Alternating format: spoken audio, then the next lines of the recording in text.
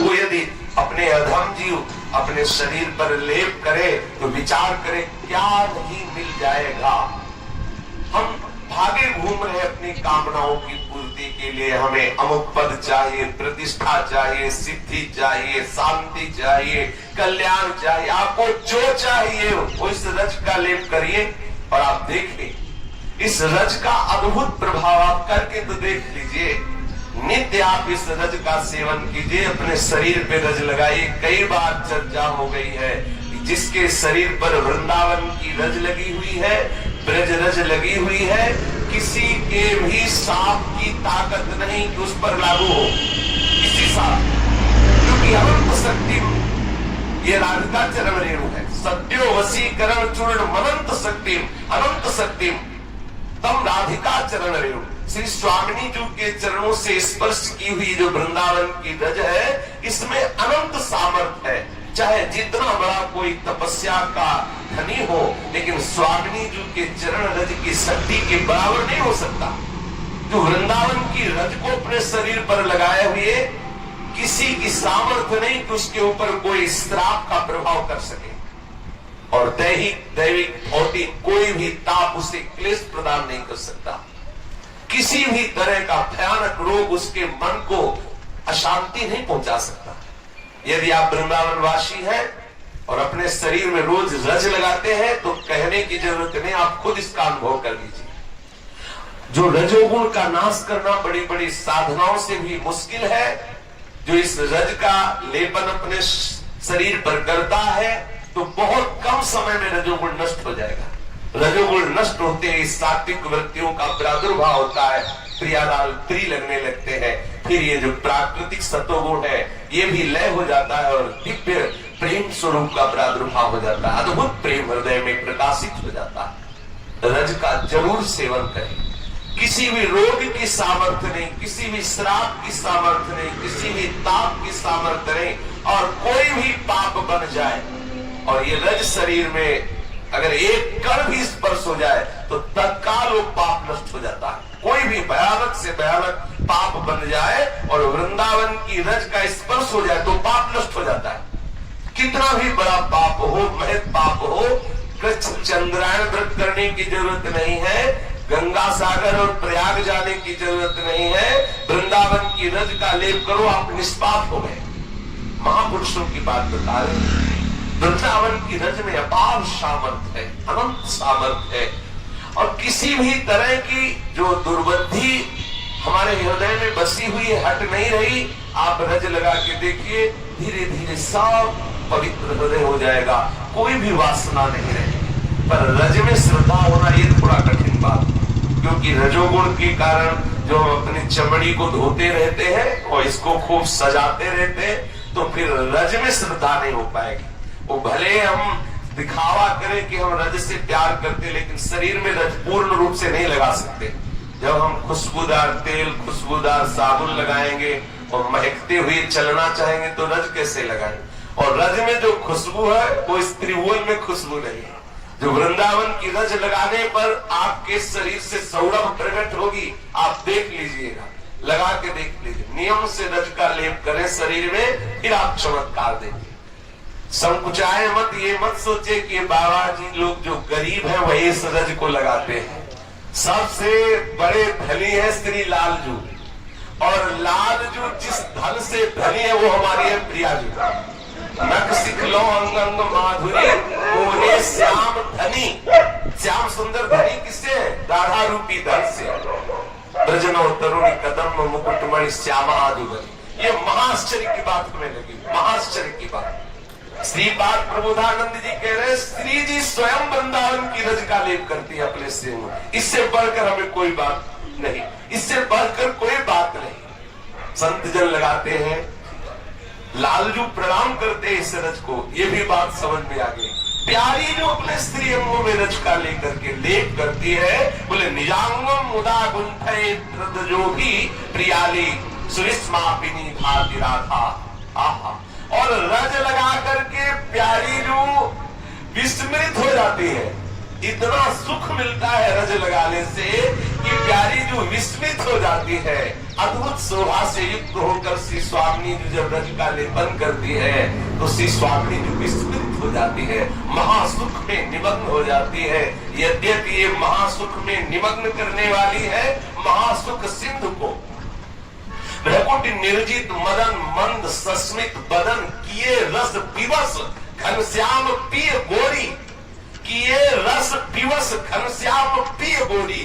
ऐसे रस विवश कर देने वाली श्री लालजू को, रस सिंधु को भी रस सिंधु झक छोड़ी, रस विवश कर देने वाली ये गोरी भी विस्मित हो जाती है महाआनंद में जब रज का लेप करती है। आश्चर्य की बात, सर्वाश्चर्य की बात, प्यारी जो रज का लेप करती है। बड़े अहोभाग्य है, बड़े अहोभाग्य। बार बार इसलिए कहे कि ऐसे भाग्य कि हमें वृंदावन रज का वास मिला, हमें श्री स्वामिनी जी के चरणों की रज में रहने का सौभाग्य मिला, हमें स्वामिनी जी के प्रेम में भरे हुए रसिकों का संग मिला। इससे बढ़कर और कोई भाग्य नहीं हो सकता है। चितवत नहीं बैकुंठ दिस नैन कोरते मूर, सब सर्वस सिर धूर दे सर्वस की ब्रज धूर, सब सर्वस सिर धूर दे सर्वस की ब्रज धूर, सर्वस की ब्रज धूरी पूरी नित रहे एक रस, मन रखिया तन बात निरखी पुनि बंधत रीझ बस, जहां जहां सुनी पिय बात नैन भरी छिन छिन बितवत, नीरस रसमय होत तनक दृग गो रही चितवत, नीरस रसमय होत तनक दृग को रही चितवत। जो ब्रज रज का उपासक है, जो इस रज में वास करता है, इस रज का अपने शरीर पर लेप करता है, रज से अभिषेक करता है, बोले वैकुंठ की तरफ भी वो एक कोर दृष्टि से भी नहीं देख सकते। पूरी दृष्टि देने की तो बात जाने दो, जैसे कोई बहुत सुंदर रूप देखने के बाद फिर कुरूप की तरफ दृष्टि नहीं जाती, ऐसे ही वृंदावन की रज का लेप करने वाले या ब्रज का लेप करने वाले की दृष्टि के सामने जो सौंदर्य प्रकाशित होता है, जिस धाम का सौंदर्य प्रकाशित होता है, ये ब्रज धाम वृंदावन धाम का, ये ऐसा सौंदर्य है, ऐसा माधुर्य है।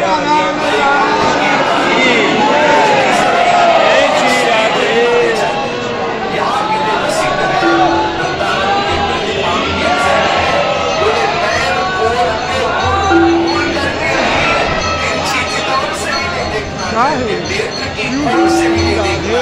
श्री राधे श्री राधे तो बात जाने दो, और सब पर संसारिक सामग्रियों पर, सिद्धियों सिद्धियों पर, अन्य भावों पर, अन्य सुखों पर धूल डाल करके जो सर्वस्व ब्रज की धूल को माना। जिन रसिकों के हृदय में श्री वृंदावन का ब्रज धाम का अद्भुत रस प्रकाशित हुआ, कैसे प्रकाशित हुआ, और नीरस से सरस कैसे बने, बोले सर्वस्व का त्याग करके ब्रज रज की महिमा को स्वीकार किया, ब्रज रज को अपने सर पर धारण किया, सर्वस्व त्याग। जब तक हमारे हृदय में अन्य की कोई महिमा रहेगी, पैसा मान प्रतिष्ठा स्वर्ग आदि लोग सिद्धियां सिद्धियां, तब तक हमारी वृंदावन की रज में निष्ठा नहीं होगी, ब्रज धाम की रज में निष्ठा नहीं होगी। जो सर्वस्व पर धूल डाल देता है, अर्थात सर्वस्व महत्व हटाकर सर्वस्व से श्री वृंदावन की रज में, ब्रज धाम की रज में करता है, उसी के हृदय में ऐसी शोभा का विस्तार होता है। तो वैकुंठ की तरफ भी मुड़ करके तिरछी चितवन से भी अर्थात नेत्र की कोण से भी नहीं देखता, हर नेत्र देखने की तो बात कर। सर्वस की बदलूरी पूर्ण नित रहे एक रस, यही तो हम चाहते हैं। अपने लोग बार बार ये वार्ता करते हैं कि सदैव भजन में मन नहीं लगता, सदैव वाणी में मन नहीं लगता, प्रियालाल लीला का चिंतन नहीं होता। हम जब आंख बंद करते हैं तो अंधकार दिखाई देता है, श्री जी की झांकी नहीं आती, वृंदावन की शोभा सुनते हैं लेकिन कभी हमारे मानस मंडल पे नहीं आती।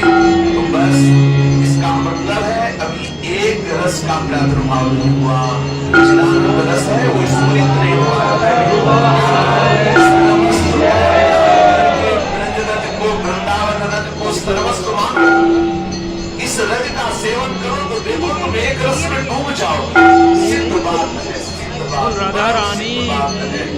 जब तक ये रजोगुण रहता है तो ये बातें केवल सुन ली जाती है लेकिन आचरण में नहीं होता। आप कुछ वर्ष नियम से वृंदावन की रज लगाइए, गिरिराज जी की रज लगाइए, परिक्रमा की रज लगाइए, बरसाने की रज लगाइए।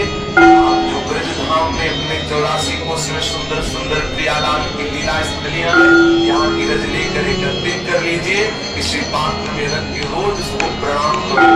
जैसे हम मंदिर में ठाकुर के दर्शन करते हैं ऐसे रोज रज के दर्शन करो, रज का शरीर में लेप करो, या ऐसे महान रस में लीला स्थलियों पर लोट लगाओ, शरीर में रोज वृंदावन की रज लगे, ब्रज रज लगे, आप चमत्कार देखिए। आप खुद अनुभव कीजिए कि आपका हृदय कैसे परिवर्तित हो रहा है। ये केवल प्रवचन की बात नहीं है, यदि जीवन में आप आचरण में नहीं उतारेंगे तो केवल केवल सुनने कहने की बात रह जाएगी, अनुभव में नहीं आएगी। जब तक रज का त्याग नहीं होता